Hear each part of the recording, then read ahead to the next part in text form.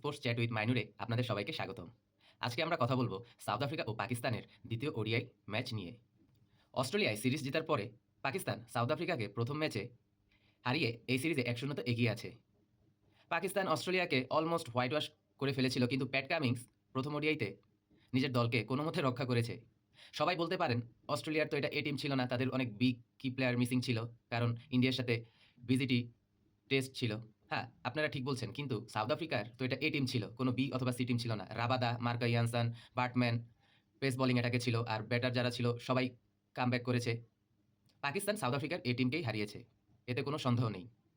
পাকিস্তানের লাস্ট ২ বছর ধরে ওপেনিং অনেক সমস্যা ছিল, কিন্তু ইয়াং ট্যালেন্টেড ২১ বছর বয়সী সাইম আইয়ুব, পাকিস্তান হয়তো তাদের ওপেনিংয়ের সমস্যাটা দূর করতে পেরেছে। সাইম আইয়ুব অস্ট্রেলিয়ার সাথে ও সাউথ আফ্রিকার মাটিতে দুর্দান্ত ইনিংস খেলে হারিয়েছে। শুধু সাইম আইয়ুব না, পাকিস্তানে দেখা যাচ্ছে এই হোয়াইট বল ফরম্যাটে কেউ না কেউ স্টেপ করছে। সাইম আইয়ুবের সাথে প্রথম ম্যাচে সালমান আগার অসাধারণ অলরাউন্ডিং পারফরম্যান্স, বোলিংয়ে ৪ উইকেট তুলে নিয়েছে ও ব্যাটিংয়ে শেষ দিকে ৮০ রানের ইনিংস খেলে দলকে জয়ী করেছে ও তিনি ম্যান অব দ্য ম্যাচ হয়েছেন। সালমান আগা ও আবরার আহমেদ দুইজন প্রথম ম্যাচে ৭ উইকেট নিয়েছেন। তো আপনারা বুঝতেই পারছেন পাকিস্তানের স্পিন অ্যাটাক কতটা ভয়ানক। সবসময় আমরা পাকিস্তানকে তাদের পেস অ্যাটাক নিয়েই চিন্তা করি, শাহিন শাহ আফ্রিদি, নাসিম শাহ, হারিশ রৌফ, পেস বোলিং।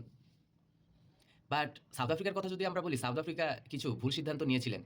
যখন সাইম আইয়ুব ও সালমান আগা ক্রিজে ছিল, মার্কারামের উচিত ছিল ২ প্রান্ত থেকেই স্পিন বল করানো, কিন্তু তিনি শুধু এক প্রান্তে স্পিন বল করেছে। হয়তো এটা ভুলও বলব না, কারণ ম্যাচ শুরুর আগে আমরা সবাই জানতাম মাহারাজ এই ম্যাচ খেলবে, কিন্তু টস হওয়ার পরে জানতে পারি তার ইনজুরির কারণে সে এই ম্যাচটি খেলছে না।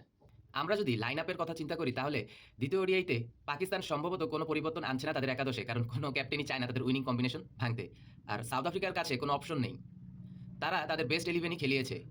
যদি Milner the old man fit থাকে, সুস্থ থাকে, তাহলে আশা করছি তিনি একাদশে ঢুকবে। আর মাহারাজের ব্যাপারে যতটুকু জানা গেছে, তিনি দ্বিতীয় ওডিআইতে অ্যাটলিস্ট ফিরছে না। তো সাউথ আফ্রিকা কি পারবে দ্বিতীয় ম্যাচে জিতে এই সিরিজটিকে ১-১ সমতা আনতে, নাকি পাকিস্তান আবারও অস্ট্রেলিয়া, জিম্বাবুয়ে ও বছরের শেষটা সাউথ আফ্রিকাতে হারিয়ে ওডিআই ফরম্যাটে নিজেদেরকে আরও ভালো অবস্থানে নিয়ে যেতে? ম্যাচটি দেখার জন্য সবাই চোখ রাখুন টিভির পর্দায়। এখন বিদায় নিচ্ছি, সবাই ভালো ও সুস্থ থাকবেন।